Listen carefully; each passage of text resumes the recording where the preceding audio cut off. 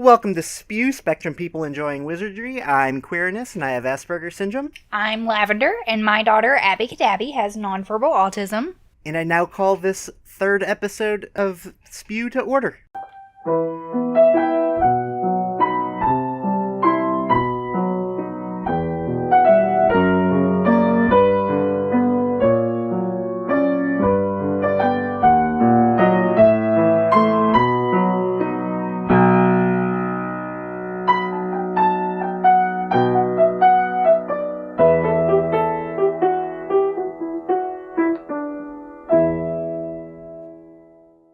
Welcome, everybody. This is our sorting ceremony episode.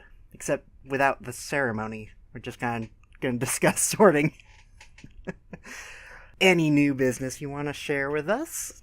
Anything exciting happen at school this week? No, not yet. We were supposed to have an IEP meeting, but it got postponed due to one of the members of the team had an unfortunate accident in her family. We're having a lot of flooding here where we live, and her house got flooded, so it got postponed for a little bit, but that's boring school stuff. We are going to Sesame Street Live tomorrow, and Abby doesn't know, and she's going to be so excited.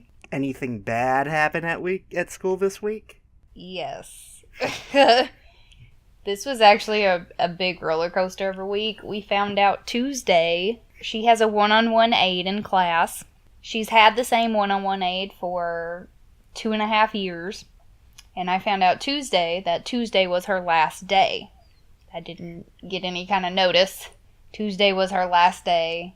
But we're very lucky. They already have another aide lined up that knows her and has worked with her before. So it could be a lot worse. I'm still not too happy about it, but I will get over it and deal. But we will miss our original aide very much. I have to make her some cookies. I had another outburst this week. Had a customer who was just being very picky about policy. Ooh, what was that? I'm on the MacBook, so that was an iMessage. I don't know how to turn it off. It keeps happening. These are all of my boyfriend's texts coming in on the laptop. Oh, technology. That's pretty much. Well, no, all that happened. Come back to that. You had a customer that was being picky about policy. Yeah, I went outside for a half an hour as he was calling the corporate office for some reason. When I came back in, he was still on the phone with them, and he just said some stuff that made me very angry, and I yelled at him, and then he turned around and said that I was threatening him and that they needed to call the cops. So then I stormed off and left, and I called my manager, and then he was just like, just stay in the parking lot till he leaves, and then he called into the store to talk to him, and then the guy went outside and was talking on his phone outside for over an hour. I finally just left. Yeah. That's probably the best thing to do in that situation. People are just so rude. I cannot wait, and it will happen. I have full faith that it will, eventually. Cannot wait until you find a good, work-at-home job. Also, Daniel Radcliffe's new show, Miracle Workers. As of right now, I've seen the first 2 episodes. It's okay. The cliffhangers are kind of annoying, because it feels like it should be like an hour-long dramedy, but it's on TBS, so it's a half-hour sitcom. I will have to watch this. And I actually have cable now. I should know about this. I don't know why I don't. So, this episode we are going to talk about our Hogwarts houses. Yay! And so, I got a little bit of information about each house. As we know, the houses are named after the 4 founders. Godric Gryffindor from Wildmoor. He was a huge fighter against Muggle discrimination, and his values were courage, bravery, and determination. Salazar Slytherin from Fen. He wanted those from magical families to be the only ones that could come to the school. and he chose leaders that were proud, ambitious, and cunning. Rowena Ravenclaw from Glen was considered the most brilliant witch of her time, and she prized wit, learning, and wisdom. And then Helga Hufflepuff from Valley Broad. She vowed to teach the lot and didn't judge students over their talent or what families they came from. She was a great chef, and her recipes are still served in the kitchens at Hogwarts still today, and her values were hard work, patience, loyalty, and fair play. Very nice. So, what house are you in? I got sorted into Gryffindor. Through the Pottermore quiz, is that who you normally associate with? Yes, with a strong Ravenclaw second, I would say. I, for the longest time, felt Ravenclaw, but like the Ravenclaw that always hang out with the Hufflepuffs, so that's kind of a Hufflepuff thing. So I kind of drifted personally more towards Hufflepuff. Pottermore originally put me in Slytherin. So I created a new account and took the quiz again, and it put me in Gryffindor. So, fun fact, my sister is a Slytherin. A proud Slytherin. Pride is a Slytherin trait. What about Abby? Did you get her to take a quiz? No. Every time I tried to, she was not interested and would just try to go to YouTube on the device. I did find a bunch of neat information about the Sorting Hat that was mostly not in the books. So, the Sorting Hat was originally owned by Godric Gryffindor, but all 4 of the founders bewitched it and bestowed all of their collective knowledge and wisdom on the hat. So the Sorting Hat is as intelligent as 4 wizards combined. Nice. It is skilled at legilimency. I have no idea how that word's supposed to be pronounced. I think you got it right. Legilimency. So it can read people's minds.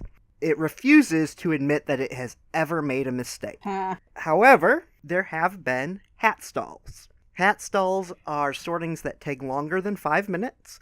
It is considered an archaic term, and it's very rare. It usually only happens once every 50 years or so. There are a lot of near hat stalls, though, so ones that last over 4 minutes. So Hermione was between Ravenclaw and Gryffindor, Neville between Gryffindor and Hufflepuff, Flitwick between Gryffindor and Ravenclaw, and Lockhart between Slytherin and Ravenclaw. The hat wanted to put Lockhart in Slytherin, and he fought really hard and barely got into Ravenclaw. There are only 2 known hat stalls, though, and they are McGonagall between Ravenclaw and Gryffindor, and Peter Pettigrew between Gryffindor and Slytherin. Now, the hat still insists that he did not make a mistake with Peter Pettigrew, that he does belong in Gryffindor because he died bravely. I guess. The hat was also not J.K. Rowling's original plan.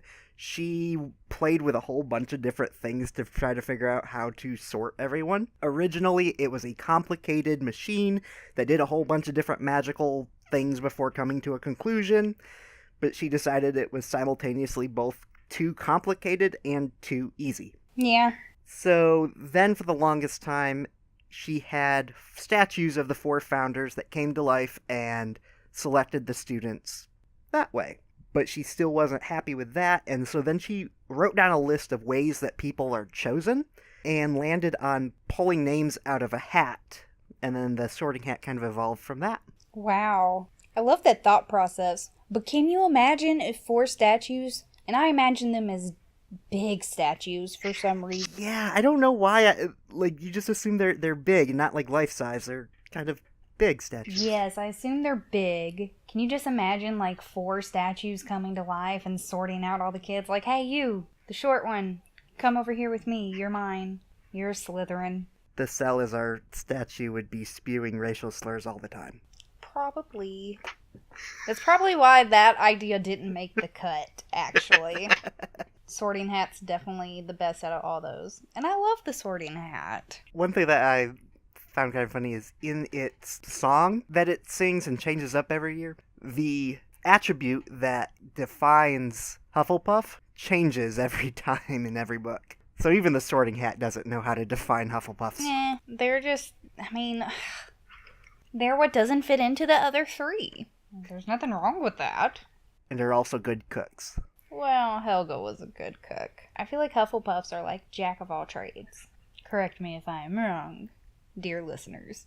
No, that's so bad. Now we're gonna get hate mail. No. Send us hate mail. Send us something. Constructive criticism. We'll take it. It's really cool that McGonagall and Pettigrew were known hat stalls, though. That's really interesting. The other thing I have noticed about these hat stalls, all of them except for Lockhart, Gryffindor is involved. Yeah. And most of them are Gryffindor and Ravenclaw, which I tend to see a lot of people tend to be between Gryffindor and Ravenclaw. Like me. At this point, we are going to take a short break to visit our friends over at Gringotts. Our trivia question this week comes from the Pottermore Hogwarts quiz, and the question is, where is the Slytherin common room located? Now, I'm going to give you the multiple choice on this one. It is below the Owlery, under the lake, by the Forbidden Forest, or the top of Slytherin Tower. And we're back. So, Lavender, do you have a guess? Do I have a guess? Where is the Slytherin common room located? It's under the lake. That is correct. I looked at this list and I was just like, everyone knows it's in the dungeon, but that is not an answer. Obviously, top of the Slytherin Tower is not it. My guess was below the Owlery, because that was the only one that seemed to make the most sense. Nope. I remember when they had to take the Polyjuice potion, and they got in there with Malfoy, and they learned where it was. I don't remember that being in the book. Need to Not the location. I always pictured it as being like right next to the Great Hall for some reason. Nope. Hidden and secretive. And I remember it being described as like kind of cold and clammy, kind of like how, like a snake would like it, Because it's a dungeon. Yeah. But it's cold because it's under the lake. Alright, this week we got some owl mail.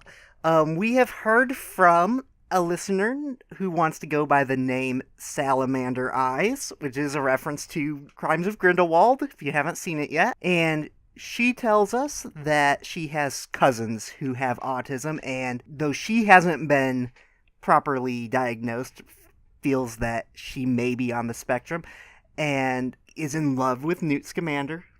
I may be paraphrasing that there.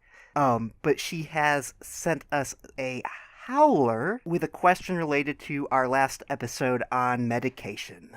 Hi, first of all, I would just like to say that you've got an interesting idea going here. You're talking about autism and Harry Potter and stuff. I've been listening to your podcast and stuff, and it sounds quite intriguing and educational and stuff. So I like what I'm trying to say is I like what I've seen so far. I wanted to ask you a bit of a question, really, and on one thing that you mentioned in this particular podcast, and you mentioned about medication for repetitive behaviour, and I'm wondering if you're talking about stimming, like medication for stimming. Like, I always thought that with the stimming, I didn't really think there was medication for it. I always thought that with stimming and repetitive behaviour, I thought that it was to do. I thought the way that was kind of I don't know the words for it. I'm really bad at communicating what I want to say. Basically, what I'm trying to say is I always thought that it was therapy. In order to help with not preventing stimming, but kind of calming and kind of stopping stimming and repetitive behavior. I thought that was more or less to do with like therapy. I mean, is that not I'm just wondering, is that not the case? Is it all is it all based on medication? The reason why I ask is I'm just really curious about it, because I do a lot of stimming myself, but I don't know what my stimming. I don't know if it's a VI stimming or if it's, well, I don't know. I don't really think it's an autism one. I think mainly, I think some of them are VI and some of them I don't really know what kind of stimming they are. I've never really been diagnosed with autism or anything like that. I mean, so I mean, I've only recently, because I read about 13 chapters of this book called Everyday Asperger's, and the lady who writes it, she also did a blog, and I read on one of the blogs that apparently nail rubbing is an autism stim, and I do that, and I just thought, I didn't really think it was an autism stim. I just presumed it was something that was I just presumed it was just a unique kind of stimming to me, kind of thing. I thought it was a bad habit, kind of thing. But now reading that, and I'm like thinking, okay, autism stim. So I've got a bit of autism stim somewhere, and I've got visual impairment stims and stuff. And I was just thinking, if I was to go and, talk to somebody and try and sort that out and try and, not cure, kind of stop it kind of thing, or maybe even lessen it or something, I was just wondering, like, would it just be medication? Is medication the only answer? Like, what what do they do to kind of stop that and stuff? I was just wondering how is it helped with autism stimming? How is that kind of, how do you kind of deal with that? How do the professionals deal with it? And is it just medicine, or can it be done with therapy as well? Autism is something that I'm really, really interested in, because obviously we have it in the family and stuff, and I've been really interested in autism for a long time now, and I've been more fixated on it now, because after reading certain things like this Everyday Asperger's and a couple of other things, I'm starting to notice things, in myself, and and so now I'm just kind of like, I want to know more. If you could get back to me on that one, that'd be really great, because I'm really curious and I'm really interested. Anyway, thanks for listening. Bye for now. Thank you so much for sending that in. To clarify, there was a study done on Prozac, also known as fluoxetine, which is an antidepressant, that it would help with specifically hand flapping and pacing. And so I did try it for a while, and it did help quite a bit, but it seemed to get weaker over time and just not help as much. It is not the standard treatment at all. I do not think that it is an approved use for that medicine either. So I do believe that therapy tends to be the treatment that most people go with. Lavender, can you elaborate on that a little? So you say specifically for like pacing and hand flapping. We don't deal with too much of that, but as far as repetitive movements and such, we did a lot of occupational therapy to help with some of her hand gestures. I guess you would call it flapping, some hand flapping. As far as pacing, we don't deal with that. She just runs constantly everywhere. But occupational therapy or ABA, I know ABA is kind of, what's the word here? Controversial. And I guess we can talk about that in a later episode, maybe. But ABA and occupational therapy would be the only things that I could think of off the top of my head to recommend to look into to help with it. You can leave us owl mails at spewcast@gmail.com, or you can leave us a howler. 407-706-SPEW is how you reach us. That's 407-706-7739. And so now we're going to move on to the Daily Prophet, and we have a lot of news for you this week. So the big news, Universal Orlando finally announced what their new ride is going to be. It is called Hagrid's Magical Creature Motorbike Adventure. Yes. It is replacing the Dragon Challenge, which was a roller coaster that was re-themed from the previous location called the Dueling Dragons. It was a roller coaster in which there were two tracks and two simultaneous cars came at each other at several locations, and people were leaving things in their pockets. And so between that and the ride being almost 20 years old, it was just time to discontinue it. Yep. And so pretty much we already know everything there is about this ride, even though they only just announced it, because they've been really bad at the leaks this time. What is confirmed is that it is a full roller coaster through a forest. Not quite confirmed to be the Forbidden Forest. There is a strange abandoned church-like structure that is in the middle of it that no one's quite sure what it's meant to be. You will be riding on Sirius's motorbike, and we do know that it will feature some indoor scenes featuring life-size magical creatures. Rumors include Fluffy and Aragog. Pixies are featured heavily in the promo images. Oh, that's gonna be so fun. There has also been some announcements of new merchandise coming out this year. There is a set of 4 color-changing coasters that are heat sensitive, and so it's one for each house, so when you place your mug on it, it will change to sort you into whichever house. Price on that is $16 and should be shipping in May. Shipping from where? I don't know. Oh. It's just, we're in pre-orders. Okay. 3 new board games will be coming out this year as well. A Harry Potter themed Scrabble. Yes. There's also a fast-paced competitive game called Hogwarts Battles Defense Against the Dark Arts. And then there's another one that is an unnamed cooperative type board game as well. And there is footage that was released onto the internet of a wild niffler caught in a Muggle arcade. Tricky nifflers. He was in one of those machines that you put the coins in and hope that you put in enough coins to knock all the other coins down. Yeah, I love those. And so it's just a video of him like burping up coins with a bunch of children looking at it. The Statute of Secrecy Task Force has asked all wizards to sign up at wizardsunite.com to get updates on magic caught on camera by muggles, and they will also be releasing an app called Wizards Unite, which will allow wizards to help fight and cover up these types of magical leaks. The app is being developed by Niantic, who developed Pokemon Go. Oh, that's fun. Our last story is a little bit of a downer, I guess. Ontario is working on a new autism healthcare plan led by Conservative Party leader Doug Ford. Primarily, it focuses on doubling funding on diagnostic hubs in hopes to clear the wait list. Between 2,000 and 2,500 children are currently on the wait list and usually wait about 31 weeks before they can get any kind of therapy or treatment.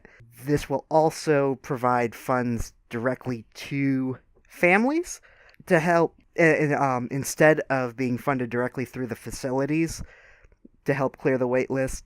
The big cons to this is the fact that the amount of money they'll be receiving will be $20,000 a year until age 6, and then only $5,000 a year until age 18.